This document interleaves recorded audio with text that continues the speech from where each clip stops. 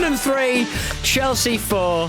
Dominic Solanke opening the scoring very early on, thanks to Cucurella's impossible feat. Silly boots. Silly boots. That was enjoyable, wasn't it? What about Peter Drury on commentary? It's pantomime season, and like Cinderella, Cucurella needs a slipper that fits. Oh, I like Not it. a pre-written line, or maybe with Cucurella perhaps it was. No, come on, Jim. Credit where it's due. Indeed. If don't take your shoes, don't change your shoes directly after the second goal, because Kulusevski had a lot to do before he got the ball, and he sneaked the ball in the net, really, and he probably had a lot to do with the goalkeeper being a bit confused. But if I was Kulusevski, I'd be like, get up. Hang on, no, you're not having this. Don't make this about your weird boots. But don't do it directly after the second goal. Do it either before the second goal or do it 10 minutes after that. Did anyone catch? Were they Adidas? Oh, I'm not sure. We threw them in the bin, didn't he? I'm not. Did he throw them according in to the Jadon bin? Sancho, he posted a picture of them in the bin in the change room after the game, and I'm not actually sure what the branding was. Cucurella's of age. He's not going to get another boot deal after that. Good God. Did he polish over the make like some footballers? Some footballers used to do that. Yeah. Back in the day, they liked. I think it was the Puma Kings were very popular boots in the 90s, and maybe still beyond actually. They probably still are. But often they would have deals with. That would end at certain times. That, were not Puma. Right, so they would wear them. We know what's under there. We know. Yeah. Although his boots were white, you can't be.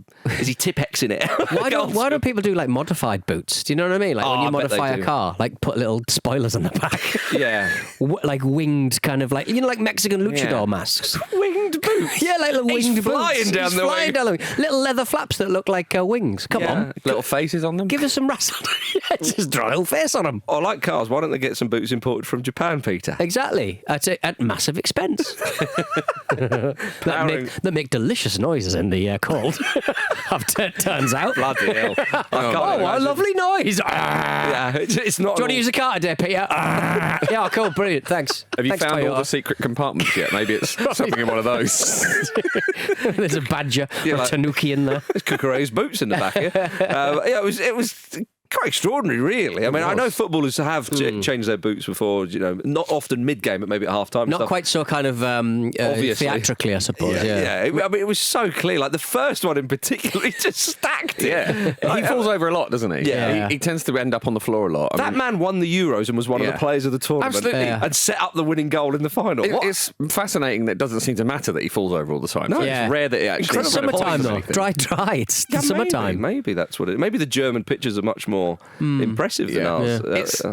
I think every player with hair like that looks chaotic, but I think Cucurella actually is as well, which makes him great. I'd like to see a team made up of those guys, the like Cucurella. Cucurella, Woutface. David Luiz, Newcastle defender, Colaccini. Did he have chaos about him? He's the No, one. he didn't actually. He's the exception that proves the rule, I think, in many ways. Yeah, he had moments. Guendouzi, pretty chaotic as well. But then you need poise, and you'd have. No, we don't need poise. We need a team of lunatics falling over. Can Hullet be involved? No, he's not Valderrama, chaotic. maybe? No. I was going to say Carlos Valderrama, but again, too much poise.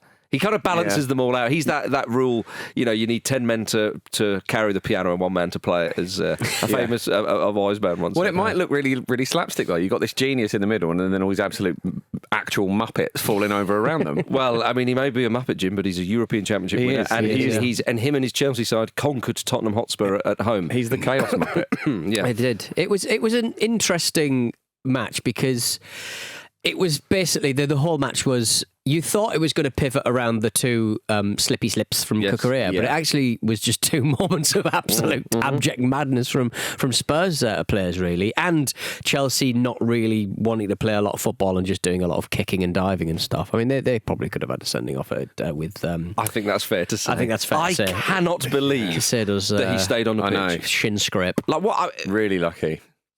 Honestly, I couldn't believe it. It's absolute textbook, isn't it? Yeah. A lot of the replays didn't show the what he was doing in the seconds leading up. Do you know where he's headed? Oh, sorry. In the seconds leading up to the shin scrape. I'm going to lunge in, and if you don't get out of the way, then that's on you. Yeah, it was an interesting one. I could see why it wasn't given, but I also didn't see. I only saw like seconds before the actual swing of the foot. So maybe he was like really concentrating on the ball. Quite possibly. He's shouting at the ball, I'm going to kick you. I'm not going to kick the player, I'm going to kick you the ball. Yeah, that'd be terrifying, wouldn't it? And a player that's talking to the ball the whole game. I'm going to abuse you. and in fact, into the net. Not what he did. No, he very much connected. He very much missed. with that part of the leg. But he stayed on the field, and let's be honest, they massively got away with that. Yeah. We also sort of talking of violence. Kulusevski elbow in the head. Right. I think that did have sort of accidental, didn't mean it written all over it. I think it was that kind of game, though. I think it was just trying to affect some positive changes in a match where everyone's been quite foully and niggly and folly over. Well, it is Tottenham v Chelsea. So I mean, look, it's a great spectacle for the neutral. A brilliant game. It was a brilliant game, and this is it. You know, we've spoken about this game for a good few minutes now, and haven't mentioned Mr. Postecoglou. And as I said before, and I'll say it again, as he proved again, wonderful to watch for the neutral. Like just 7 goals, for crying out loud. You know, the incidences and so on. But boos again at full time. There is a point. Paul Merson said it at half time that it really looked like the only team that was going to go on and win it was Chelsea. Yes. And, from very early in the second half, that looked the case as well. They always felt like they were the team that had the initiative and were going to go on and kind of press home their kind of quality. And that's on their squad depth, I think, is more accurate. That's a massive part of it, isn't it? But I think that's increasingly a problem for Tottenham, isn't it? Teams feel like they can always win, even if they're behind. Well, teams feel like they're happy to concede possession because they know they'll get it back through some calamitous stuff. Yeah. Well, which they can use to build upon. Well, indeed, and Sancho's comments are a lot was made of them, where he said, we knew what to do, get them out wide, one-on-one, and so on. And when you do have the players that Chelsea do, in particular in the wide positions, such as Sancho himself, has got a brilliant goal.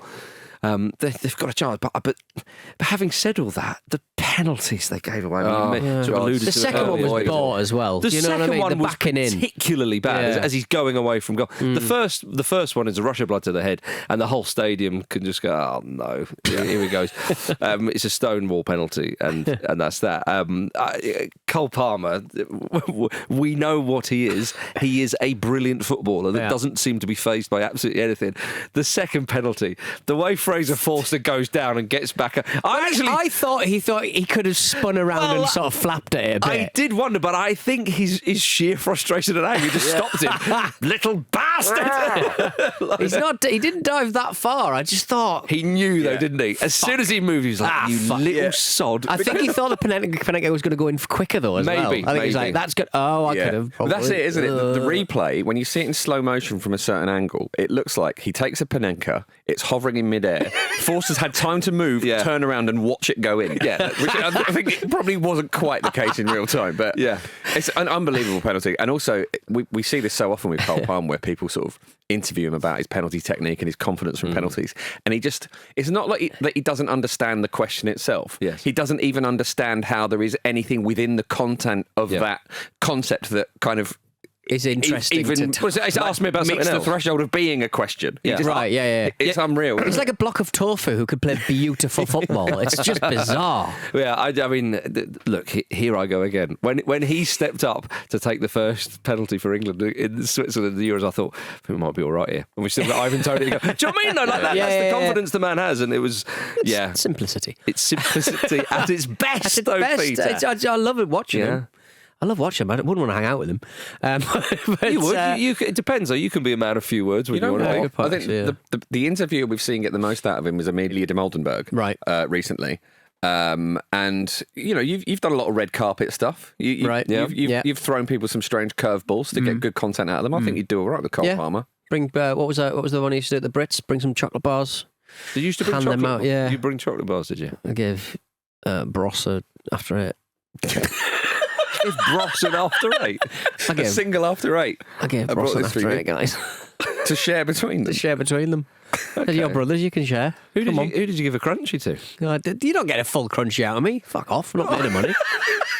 It's coming out of my bottom line, mate. Oh, fair enough. Sorry, everybody. That's a freebie. That's nice to have that. Speaking of money, though, you've got to say that Chelsea have spent it wisely. Yeah, all of our faces. I don't remember any of us ever saying differently, actually. No. If you're going to spend that much money, then you're guaranteed to do well, if you get that amount of players with that amount of quality and you can rotate and keep everybody fresh, it's genius. It's like a pack opening rather than a purchase, isn't it? Right? You just buy big packs of them and go, oh, I've got it here. It is a little bit. Lovely. But I mean, look, Fernandez. They are up to second in in the table. They're just 4 points behind Liverpool. Of course, the game was postponed. I've said it before. I'm annoyed that I predicted Chelsea to do very well last season, and they've just come good too late for my, egg in Luke's face. Well, maybe we'll let that prediction run over. As I'm sure everybody does. But yeah, and they punished Tottenham. It's as simple as that. And again, going back to Sancho's comments, it suggested, as I'm sure everybody watching that game knew, is you will get opportunities, and that's the thing with Tottenham at the moment. You will get opportunities, and like they're kind of world class players. Just seem to have fallen off is Basuma. What's happened to him? He looked last season like an absolute world beater, and now he's just fallen way off. Yeah, I mean, Kulusevski's obviously been their main man, you would say, this season. But you're right, there's too many players in there who are not doing it and are producing very sloppy moments. Indeed. Son's one-on-one he would have finished that last season. Indeed, sorry, he wouldn't even finish it last season. He would have finished it 2 seasons ago. Yeah, I know he's cooked and stuff, and I know he's important to the club in other ways. But good God, it's sad to see. There's still a player there. But you could imagine he could kind of drop down to a Brentford or something. Uh-huh.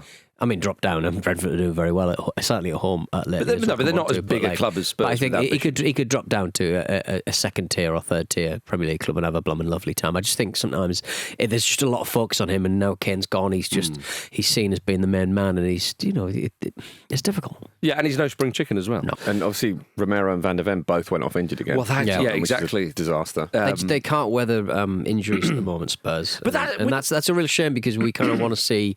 I think a well-resourced Ange is a completely different beast to what he's sort of dealing with at the moment. Possibly. I mean, yeah. So, with regards to Postecoglou, his 50. This from the Sky from Sky Sports, 53 Premier League games he's had in charge of Tottenham.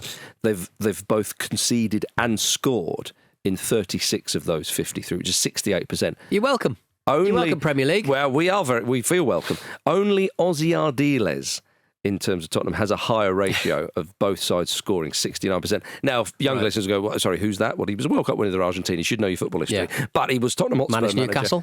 Indeed, he did. But he was also Spurs manager in sort of early, mid-90s, certainly in the 90s. The Klinsmann era? Possibly. Yeah, maybe around that time. Right. But he was known for his very attacking philosophy. Yeah. And it was just gung-ho. And even back then, it didn't last.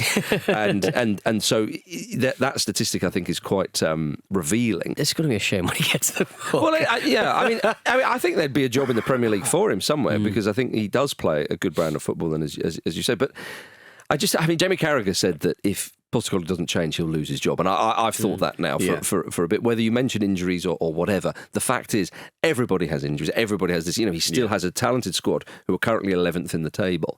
A squad who last season were very close to Champions League qualification, and that would be their ambitions. I know it's tough at the top, but there's still got to be an ambition. Yeah. And I think with this team, you're not gifted, because Kulusevski had a lot to do, but you're given a 2-goal head start. What are you then going to do with it? Yeah. It was crumbling. And I think, because I said you're going to get opportunities. Actually, with Chelsea, they can be sloppy at the back as well. It's just their quality going forward masks that. That's the one thing that everybody seems to be talking about as what might kind of hamstring them a bit in terms of going the distance. Because I think they're in a title race now, absolutely, without question. But I suppose they have still conceded 3 goals in this situation, right? So you would think that might be the thing that they need to work on. But as we sort of touched on earlier, I think it's tempting to look at Chelsea in a title race and think, is it maybe a little bit early in terms of them being kind of good again under this new regime? Is it maybe too much to expect from them? But they've got that essentially second squad that they're playing in the Europa League. So when the fixtures start piling up and other teams are getting fatigued, they're going to have a really, really good opportunity to rotate and keep it fresh. So that's a massive, massive weapon for them. I know they're not the only team with squad depth, but theirs is particularly deep. Yes, and Maresca knows that his first season in charge of Chelsea, they're well on course to qualify for a better European competition than what they're currently in. Than the one they're about to win. Yes, but they will win that. So they'll have at least Europa League. That's in the bag. That's safe. All right. Because they will win the Conference League. There's no. It'd be extraordinary if they didn't. Yeah.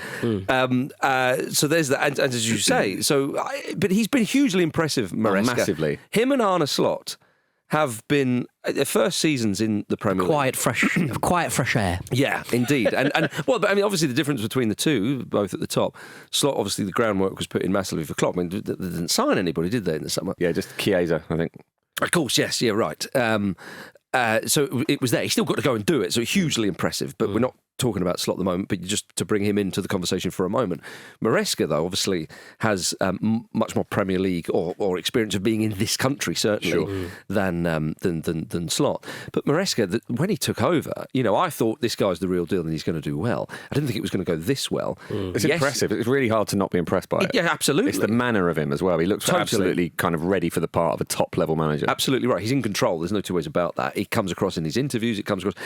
He was criticised by us and by others. If you think a number of months ago now, when he was talking about certain players going, when Raheem Sterling went out on loan to Arsenal, we were like, oh, the way he's treated him, could there be a bit of bad blood there? Then there was the Ben Chilwell kind of situation and so on. That just all these things they can derail. Now I don't know how popular Sterling and Chilwell are among the other players. I mean, they probably haven't even been introduced. They've got that many players. So there's fierce competition for places. Everyone's pulling their weight. Everyone fancies it. Everyone, when they get their chance, want to take it. I mean, look at Sancho. Sancho's not started every game, and we'll come on. Don't worry, we'll come on to Man United in a bit. Of course we will. But that's another damning thing for them. Borussia Dortmund, when he's first day, he's one of the best players in Europe. You could argue. Man United sign him. Doesn't quite do it, goes back to Dortmund on loan, ends up playing in the Champions League final, and not one of their best players, but certainly he's played his part. Now he's on loan at Chelsea. Again, not one of their main men this season, but you can see it there. I mean, that was a beautiful goal he scored, for crying out loud. He's contributing. So Maresca is giving a few players a bit of new lease of life and so on, and it all is just coming together. And it's Maresca means in Italian one who lives near the riverbed. Is that right? Sorry, or near the reed bed, basically, where reeds live. Right. And reeds obviously introduce a lot of oxygen into the water, which allows it to clean the water. That's why he's through always microbes. Dressed for scuba diving. That's why he's always dressed for scuba diving. Yeah, and not that far from the Thames. But as I said, he's just got that clarity, that purity of thought when it comes to approaching football matches, and it's a title challenge. Do you think that's what the owners of Chelsea did? They took him down by the Thames, not that far from the stadium. Can you clean this up? This is filthy. They saw the reeds and they were like, look at them. Look at them blossoming. And look at these other happy the reeds blossoming in the Thames. That's you. Chelsea's clean up, man. The river is a dirty river, a dirty, polluted river. And you need to clear it up. And you need to clear it up. A congested amalgam of body parts, which is the Chelsea squad and also the Thames, and old Mausers from the war. We think. Yeah, unexploded bombs from the war. You need to clean it up, please. Yeah. And he has. And I tell you what, the state of the rivers in this country could go around and do everybody. Exactly, yeah. Well, he's having a remarkable time, and they are up to second. Whereas Tottenham, it continues. It continues, and I wonder. I think Postecoglou will have to the end of the season. Andy was saying on Friday rather, that can they afford, if indeed it is a bit of a write-off, can they afford to do that? I think they're close. That's the thing with Spurs, before we move on, that's the thing with Spurs. It's like they're close to being a really good side, but they're also close to being this mess. Exactly. But that's their wage bill, isn't it? They're unwilling to pay for elite players, so they can't get into the elite, and they're just hoping to just find the right manager to sort of push them over. Yeah. But they're just relying on an ailing son, and we've all got ailing sons,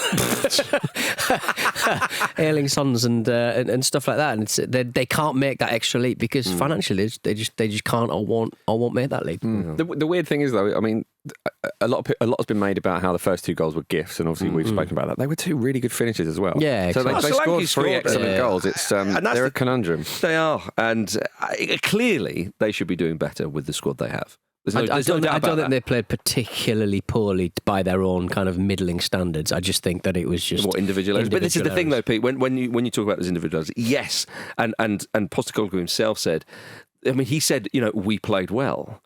It's like, well, It's not what you want to hear, but it is kind of like, You should have got against a team who are one of your rivals. Like you two hate each other. Like, I whatever that means, but you are also a spokesperson for the club. Yeah. And I think when we played well and are in the moments, okay, fine. I know moments change games. You know, they hit the bar in the first half and all and that. you're at home. I understand that, but hang on a minute here. How many times are these moments? It doesn't feel like moments. It doesn't feel like a side who you think they were unlucky, but it's coming. I was in a pub on Friday night, and we were chatting to an American couple from Colorado, and they'd flown over for the weekend just for this match. Presumably Spurs fans. Yeah, Spurs fans. Sorry, yeah. They were Spurs fans, and hey, they got to see 3 goals. They're flying back today. I mean, look, pound for pound, as Barclays go, it's good. It's not a bad match to go and watch, is it? Yeah, let's hope weekend. Let's hope they left at half time. Yeah, all right. Unlikely if they flew all this way. Right, we've seen enough. That'll do. Yeah, that'll do. Yeah, it's too windy in here. Put up with about an hour of me and my mates yakking at them on Friday. Dear, bless them. Well, unlike Chelsea, Arsenal failed to take advantage of Liverpool not playing, drew 1-1 away to Fulham, of course. Yes. Yeah. Three in a row without beating Fulham now. What are you doing to me here? Mugging you off, mate. That's what you're doing. Yeah, Fulham were excellent defensively, I thought, in terms of how they limited Arsenal's creativity. I think that's the worrying thing for Arsenal is that if certain players don't perform or are out, then it really does show. Yeah. And we've just been talking about Chelsea's strength and depth. The Arsenal, I think they do have a good squad, but some of those attacking options, if it's not quite clear. Yeah, and I think some of them individually are just really underperforming at the moment. Gabriel Jesus just looks like a shadow of himself. He came on, there was a point where he kind of ducked out of going for a ball that he would have had a good chance of getting. That was very, very frustrating. He looks like he's never going to score a goal again. I think at the moment there's just a lack of chances being created from open play, and it's easy to say they're being sort of overly reliant on set pieces because the set pieces are working at the moment. But I think it's a bit more than that. I think the set pieces are kind of bailing them out of how uncreative they're being. He wants to work on other things, Jim, is what he wants to do. Work on some throw-ins, maybe. Yeah, maybe. Or some goal kicks. Route 1, lads. So Chelsea, 4 points off Liverpool. Liverpool have that game in hand against Everton. It's hard not to assume that Liverpool will win that game. No disrespect to Everton, but Liverpool are flying, of course. Arsenal are 6 points behind Liverpool, and of course, the maths dictate that Liverpool would go 9 points ahead of Arsenal. But let's just look at the table as it is. How hopeful are you, Jim, of your beloved Arsenal mounting a title challenge? Increasingly less so, yeah. Because you look at all the things they have to do. You look at all the points Liverpool have got to drop. You would think, realistically, if they're going to haul them in, part of that would involve going to Anfield and winning there, something they've not done in a long time, and looks particularly difficult at the moment.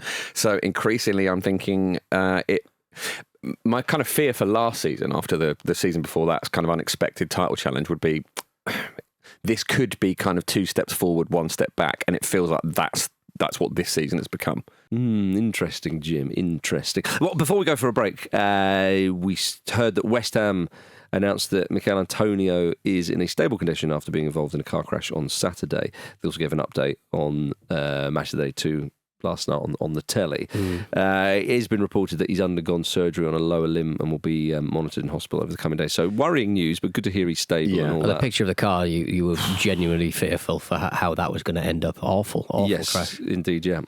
So we wish him well, of course. Yeah. Coming up after this, Dan Ashworth has parted ways with Manchester United already. I wake up every morning and I have the sunshine. I want to put a pair of trainers on, shorts and a t-shirt on. We all want to do that. But if it's raining, you put your coat on. Welcome back to the Football Ramble, everybody. Wise words from Jamie Carragher there. New lifestyle podcast. Either way, it's all covered in spit. No, I'm not going to fall for it, and I'm not going to ask anymore. That was Carragher on Postecoglou's in-game management. Postecoglu. Yes, that guy. Thanks to friend of the Ramble, Paul, for sending us that clip. You can become a friend of the Ramble too by heading over to patreon.com/Football Ramble. You will get access to the Discord where you can chat with us and other Ramble listeners and get ad-free episodes of the Ramble up front and on the continent, all for just $5 a month. That's patreon.com/Football Ramble to sign up now. Ooh. Right. Manchester United 2, Nottingham Forest 3. Nottingham Forest win at Old Trafford for the first time in almost 30 years. Those stats are kind of slightly misleading. It suggested that they turn up every year for over here we go, we've finally done it. But yes, that man, Chrissy Wood. Yeah, scored. The man cannot stop scoring, which is bizarre. A 25th Premier League goal for Nottingham Forest. He's the record goal scorer in the competition. Wow. And as they said on Match of the Day, he joins Alan Shearer as being the only other player being a top Premier League scorer for a particular club. Well, for two particular clubs. No, for two particular clubs. Sorry, yes, that's the point. Loads of clubs have top scorers. When will I get to say all of them? When will I get the scoring going? Played for all of the Premier League clubs. They've got a monopoly on all that. So yes, Shearer, of course, and Chrissy Wood, two very special men. Yeah, similar-ish type of stroke. Yeah, I mean, Shearer meat and potatoes. Shearer had the meat and potatoes in his game, didn't he? As well as a lot more. 3 shots on target, they win 3-2. Love it. That's all we need. That's all we need, Jim. It must be infuriating as a Man United fan. But once again, it was kind of like you watched it and it was like, I don't think Forest are playing that well. But again, individual mistakes from Manchester United. The defensive and goalkeeping. Put the goalkeeper in there as well. Shoot on sight, lad. Shoot on sight. He does, in fact. Let's test this goalkeeper. I mean, they did control the game in the second half, but it was just kind of like, what is going on here? Like, you never know where the mistake's going to come from. They had 71% possession. It must be infuriating to have 71% possession at home and lose the game. But only 40% of the goals. Indeed. Yeah, if that's right. The Onana one was, God, that's a howler, isn't it? Yeah. It's such an odd one because I know it didn't swerve that much. I mean, Shay Given really tried to do his best with the analysis on that. Shay Given's been great the last few days. He's really, we really enjoyed the Liverpool match in midweek. Yeah. Wearing a beautiful white sort of mixed material suit sort of job. He's just having a good time. I'm enjoying Shay Given. It's an underrated quality in a pundit, isn't it? I think that's why everyone loves Ali McCoy so much, because he's having such a great time. Yeah. It sort of invites you to... It's like being invited on holiday with him. Yeah. You feel like you're watching the game with him in the hotel bar. Yeah. Like, lovely older couple you've met. Ali's so enthusiastic. I am getting the best out of my all-inclusive 1-week holiday in Corfu because this man is making me enjoy it more. That's what it feels like. I mean, Shay Given is at the buffet eating roast dinners. Carving off huge slices of meat. It's a similar thing, though, isn't it? It's that enthusiasm. It translates. It does very much so. Enjoyable. And Nottingham Forest very much enjoyed it and were very enthusiastic when the goals were going in. Yeah. I mean, it was incredible. I mean, barely 2 minutes in, and Milenkovic has been fantastic. I was talking about him on the mailbag on Saturday. Gets his goal, and suddenly it's like, oh, what's going on here? Now, obviously, Manchester United would equalise, but when Gibbs White and Chris Wood score those goals, as you say, like the first one. Everyone can see what's happened there. It's the second one. In some regards, is almost worse because the defender gets in the way and the goalkeeper should be a bit more commanding. But it's like, one of you get rid of that, for crying out loud, and the ball just sort of plops it in the back of the net. Is there an argument that at this point in the cycle of where Man United are, it doesn't actually really matter?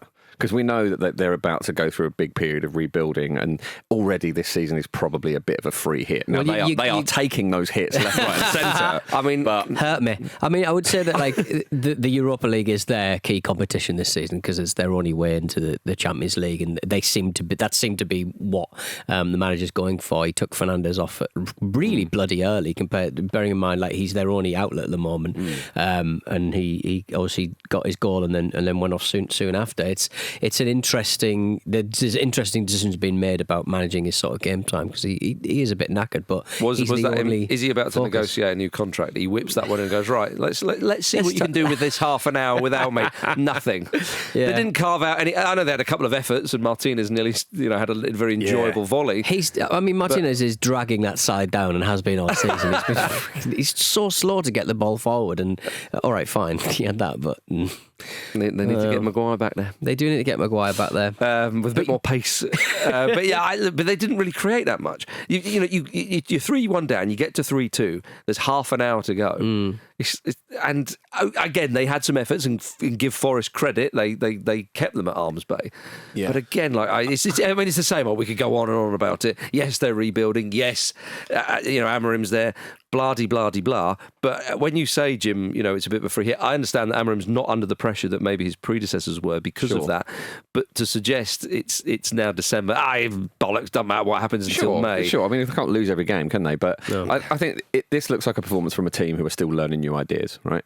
And they can take a long time to settle in. They're learning new formations, and it smacks of a team who aren't exactly sure of what they should all be doing at the same time, and it takes time. Yeah, well, if they'd have stayed with Erik ten Hag, they possibly could have won this one in that formation. Just simply because is that what Dan Ashworth said? Simply because they are trying a new formation, they are trying new things, and that does take a little while. But you do sort of feel that they're a bit more attacking. I understand what you said, but they're trying football formations. He's not trying to turn them into, like, right, lads. And this is, I want you to watch the Romans when they put the shields like this. Like, I mean, although Rasmus Højlund did say that Ruben Amorim's tactics are, and I quote, a lot to take in. Why? What's he doing? Well, he tells us not to concede at the start of every half, which is just completely against what we've been learning since Ferguson left. Yeah, Amorim has called for patience already. Yeah.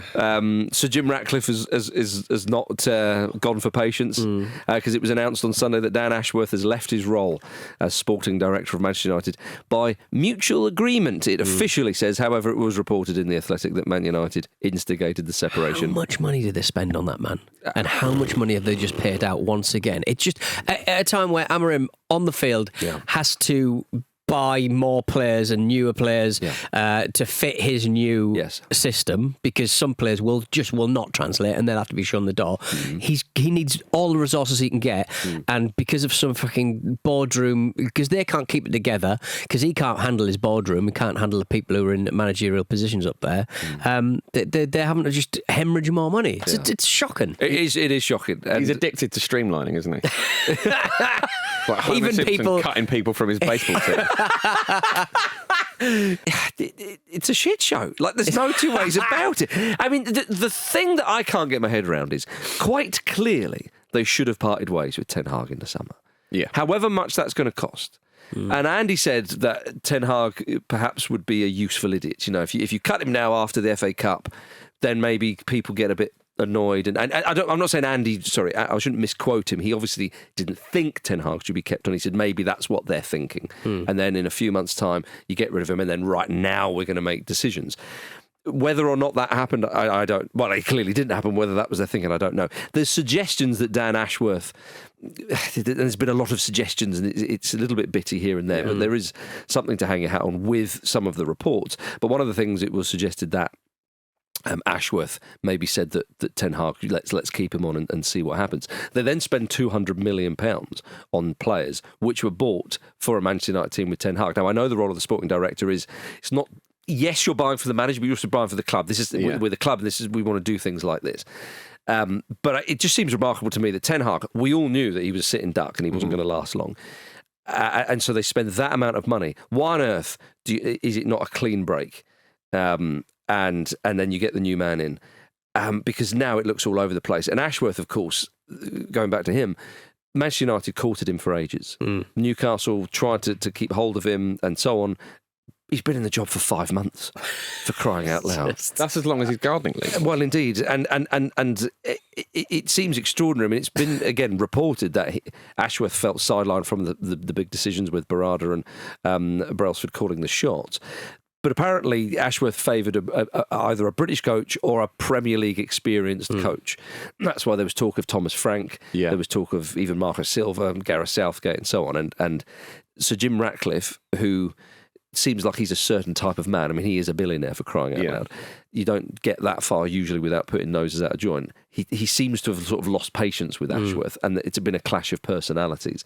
So there's a lot coming out here, Jimmy. What do you think of this whole situation? Because clearly, at least, it's very embarrassing. Yeah, it is embarrassing. I mean, you've just listed there the reasons why certain things weren't working and why there were sort of clashes of culture. Now, Barada obviously has had a lot of success at Man City, and his word carries weight for good reason. I think it's very difficult to get these structures right at clubs of this size and organisations of this size. Especially when it's going badly. Exactly, very much so. So I wonder if, obviously they're going to replace him at some point, so it might just be the same problem again. But to be honest, there was so much change at once in terms of putting this new structure in place and bringing all these kind of big names into it. I'm not surprised it hasn't immediately gelled. And, you know, if Ashworth wanted a completely different manager, and they're looking at a guy who's they hope will kind of have an era at Man United rather than just a tenure as Eric Ten Hag had, then actually, I know it looks chaotic and it looks really kind of like there's been a lack of foresight there, and that those things are true. But maybe it is the best thing for them to do if it's not working immediately. Like it's very clearly he's trigger happy, but it's a messy setup, wasn't it? Clearly, and we all wondered is all of this going to work at once? But this looks bad on Ratcliffe. It does look bad on Ratcliffe, especially he made such a big deal of Ashworth entering the club, I suppose. But he was at Newcastle, Ashworth, obviously for a bit. Man United got it. Oh, he was celebrated as being like one of the main reasons why Eddie Howe got revolutionised the squad, and made good signings. But then, where do you go next when you clearly don't have much loyalty? Like, well, I don't think he'll struggle for a job. I don't think. Probably not. His stock's still high, and the reason why it's still high because this looks like his bank account's still high. This looks like that it's a Man United problem, not a him problem. You know what I mean? Because you think about what he did before. He really helped develop England's men and women's teams at international level, of course. Credited for his work in the under-17s and under-20s, winning the World Cups as they did. Played his part in strengthening Brighton. Maybe not one of the main men, but certainly played his part. And obviously, you talked about his time at Newcastle, and Ratcliffe earlier this year, I think it was saying that he's one of the best sporting directors in the world. Does he know that though?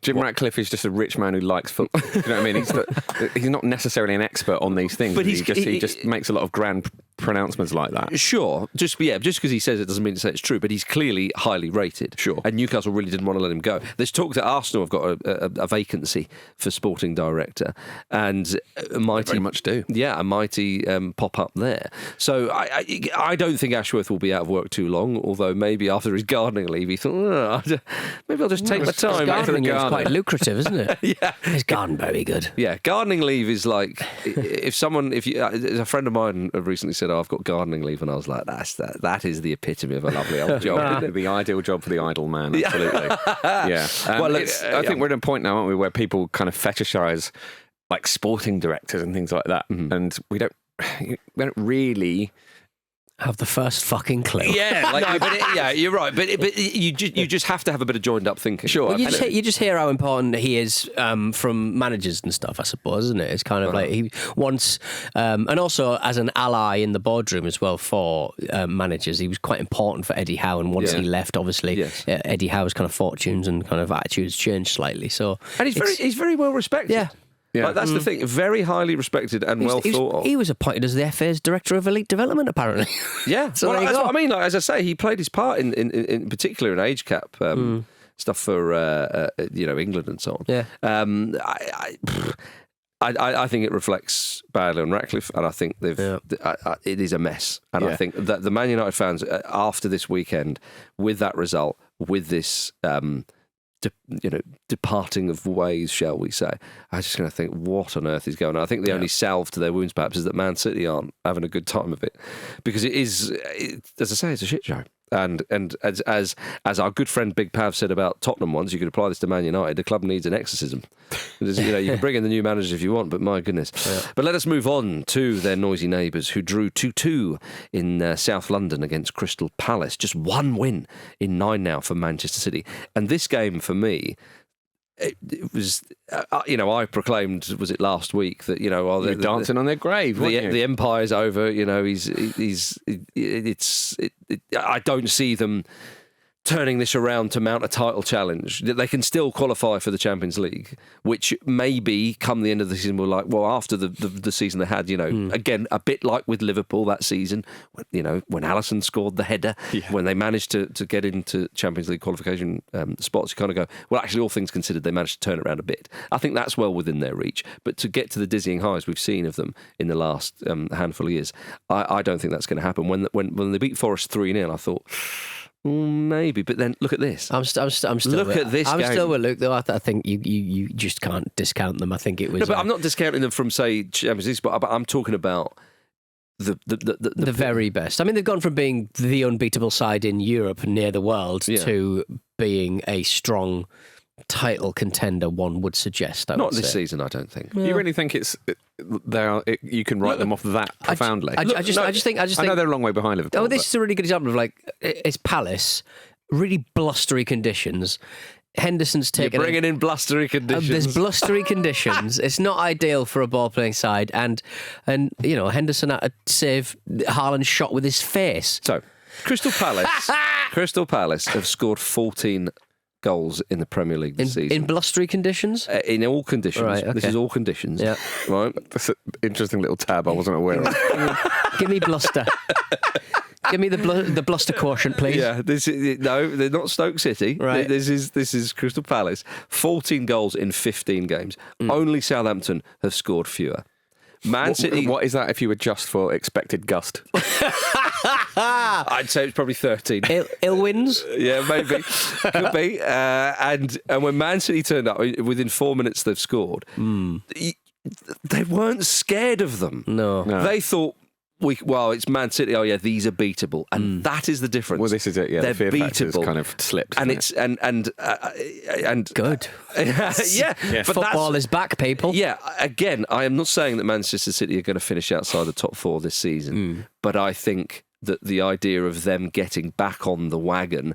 And when we say the wagon, I don't mean, it has to be a treble or it has to be. Yeah. You know what I mean. If you are know what I mean by back that, on the wagon in blustery conditions, you do need to check traction control. Yeah, this is not a case of they finish with 94 points and Liverpool finish with 95 points. And, no. I'm not saying. Right, clip that. Remember the numbers, 94, 95. Come on. Fine. Come on. So, again, because that would suggest they got back. Do you see what I mean here? I don't know if it's even possible they can get that amount of points. You understand what I mean by this. And with Palace there, Palace, maybe on another day we might have won that game, and that's the difference. Palace are not playing that well this season. They've shown a little bit of late, and I don't think even though they're in a relegation scrap because they're in 17th, I don't think they're going to go down, and I think they are slowly maybe finding their feet, whatever. But in this game, again, this is if Man City come, you're targeting that game of right. What can we get against them? 1 win in 9. It's piss poor, and it gives everybody such a shot in the arm when they play against them. Once a team like Man City sort of drop that level a little bit, the players who always raise their game against Manchester City kind of go, oh, okay, right, we can kind of exactly. And look at De Bruyne. When De Bruyne plays against Forest and he smashes that one in, you thought, oh, okay, here we go. Well, De Bruyne played in this game. Now I know you could say, oh, but it's only one game. Well, how many other? Oh, it's only one game, are we going to have? To me, this stretches back before this 1 win in 9. We saw it as in a number of games before. So I don't know. Gundogan's face when he hit the post, he was like, this might go the way I think it might go. Yeah. I don't remember it being like this the first time. Well, look, and Guardiola, he's coming out with some funny things. We'll take the point. I'm incredibly proud of the players, how they fought, came back twice, and difficult conditions, Peter. Exactly. Blustery. Because the Palace players are immune to gusts of wind. Exactly, they are. But look, one man who was at the centre of attention in the game was Rico Lewis, who is a very enjoyable player to watch. That goal he took, it was beautiful. Yeah, he's a great It was Haaland-esque, that finish. He's so, as I say, tenacious is the word I use with him, which kind of was shown when he was given a second yellow card because he goes in quite ferociously. Some suggested he was the one that was fouled. I mean, he certainly really took unlucky one. there. Did you think so? Yeah. Which is why it is frustrating when VAR is not used if it's a second yellow. It's baffling that, isn't it? Because it can change a game completely. Well, then I think people then think you've got to do it for all yellow cards, and I think then it really does interfere. I think we could have a VAR amnesty and say second yellows, we're all up for that, lads, but not first yellows. And then of course to compound it further with those gusts of wind, their flight back to Manchester was cancelled due to Storm Dara, so they had to take the bus back. No. So they had to play in that, and a plane couldn't handle it. So Pete's onto something there. Maybe. So their struggles continue.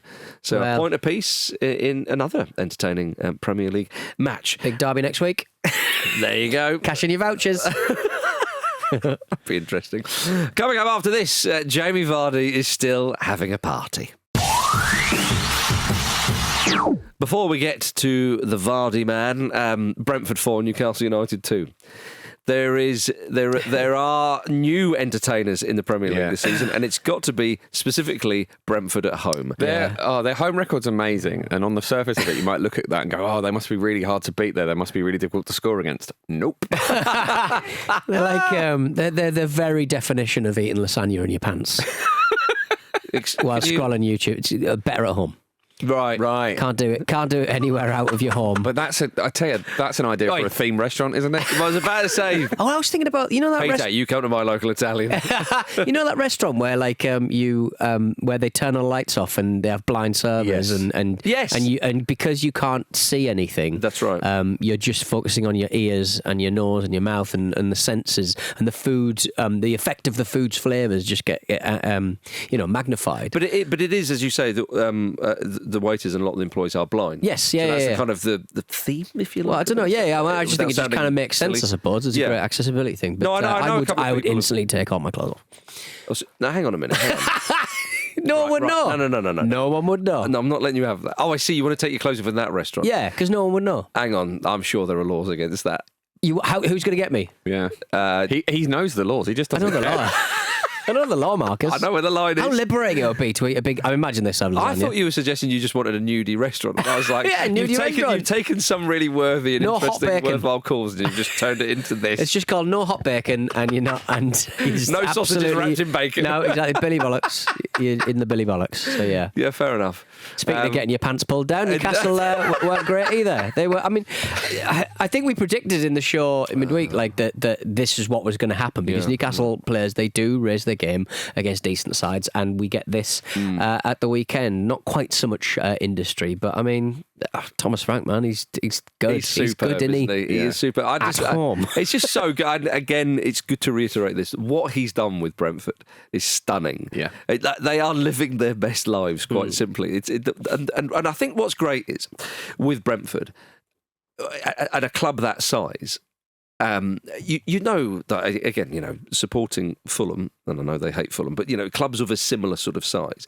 If you're in the Premier League, that is an achievement. Can you stay there? Well, yes, they can. And what's realistic? Mid-table, can you get a top half finish? That's almost like a trophy in itself for clubs of that kind of size. But we've seen it before in the Premier League when you have the same manager there for a while, and you go that far, and there is that ceiling really. And then fans start getting a bit sort of tetchy and like, but can we push on? Do we stick or twist with this guy? And if they twist, it nearly always kind of results in new manager coming in and not quite, and then eventually they go down, they have to regroup and so on. And that's often because maybe the football is perhaps not the most inspiring, or they want a little bit something else. With Brentford, he has sort of changed it up a little bit because they're scoring so many. They're the best home record in the Premier League, for crying out loud. They have a better home record than Liverpool. Well, he knows how to sort of affect a positive.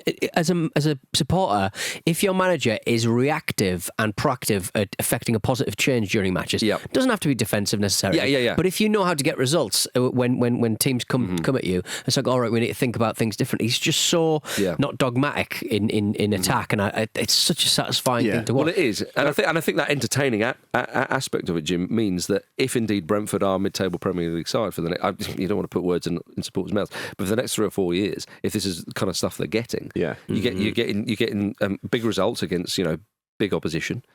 You're getting big wins, big performances, big memories, loads of goals as well. Big goals in a small stadium. I love that you can see the motorway from certain camera shots. Yeah, you can. You get a lovely view of the stadium on that flyover, by the way. Yeah, don't go up there. Remember that at Formula One where there was like this unprotected, I think it was in Las Vegas, this unprotected, what do you call them? Not elevators, escalators, that goes up and down basically in the shopping centre. No. And you could sort of watch the F1. But only when you were travelling up or down the escalator. So people were just going up and down, taking pictures of the Formula One. It was the best seat in the house, but it was an escalator. It was, yeah. It wasn't actually a seat. You shouldn't be sitting on it. No, it wasn't actually a seat. But I love the way that Brentford play, and I love the way that they are able to weather stuff like losing quite big players. I mean, the birds of footballing prey are obviously circling for Mbeumo, and Frank came out at the end of the match. Oh, Frank! He came out and said, he's absolutely unplayable. It's like, don't point that out. Say he's bad in training. I think people have noticed. Say he steals things. But he said though, didn't he? If he was a manager for a bigger club, he'd sign him. Yeah. Was that when Ashworth was on the phone to him? The Man United job? Yes, I do. I have one condition. But he's moved like King Lewis Potter to left back from left wing and stuff, and I think he played a little bit further on in this match. But like stuff like that, you sort of go, if Lee Carsley was still in the job, he'd be absolutely nailed on for a start in the next group. No, you're right to point out these things. things, and the feel-good factor is enormous down there. We should say their away form is shite. Who cares? Who cares? You get a season ticket for away matches, don't fucking think so. Yeah. All part of the fun, isn't it? Yeah. So their highest Premier League finish is 9th, which is almost annoyingly high, because it's like, that's quite high to aim at. I know what you mean. Can they maybe better that this season? They can certainly aim for it. Well, that pack of teams in there that stretches, a number of positions above them and below them at the moment. Yeah. Let's have a Europa. With the extra Europa. Champions League places and the locations at Heathrow, perfect. Absolutely, yeah. There you are. You see, Pete, you've said in the past about Newcastle, give it some welly when you're not on the telly. Give it some welly when you're not on the telly. Like most games are on telly now compared to when you said that. But well, my new phrase is "Don't be dicks when you're on the fire stick." Absolutely. You want the 3 p.m. blackout removed from everybody.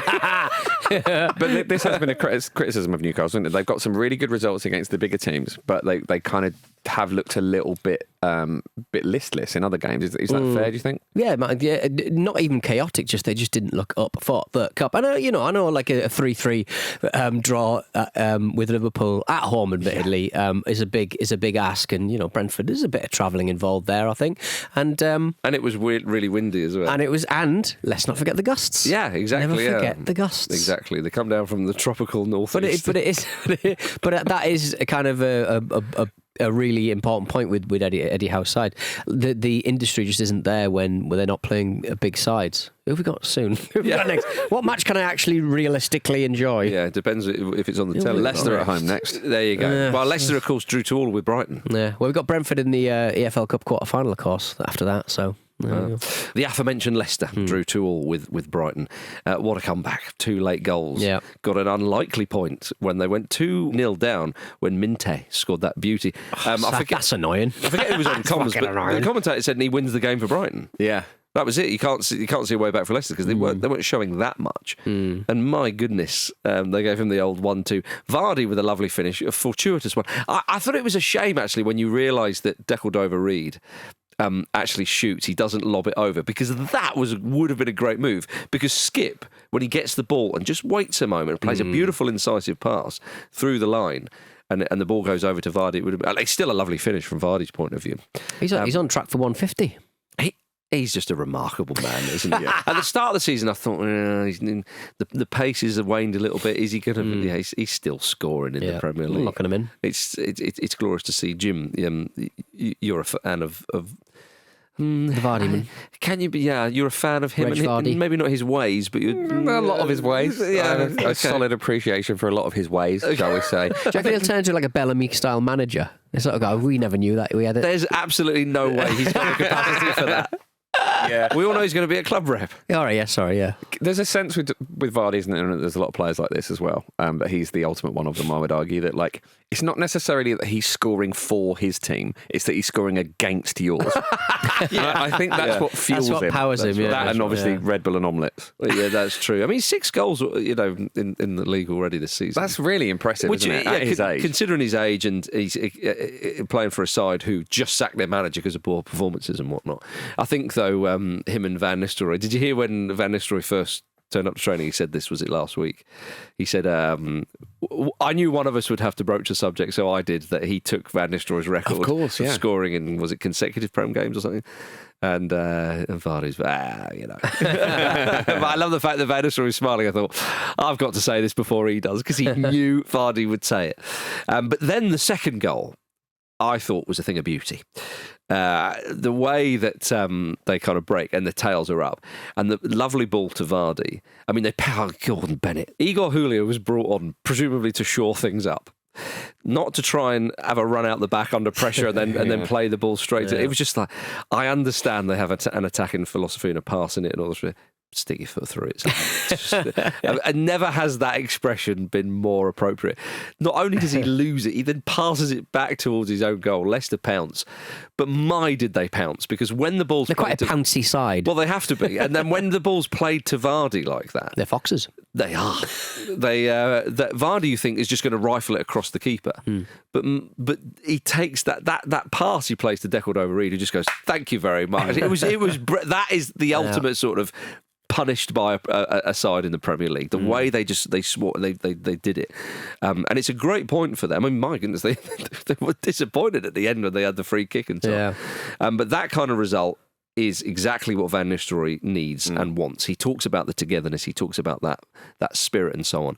Those kind of late goals and snatching results like that is exactly what they need. Against a team like Brighton as well, who are absolutely flying. Yes, exactly. A better side. There's no two ways about that.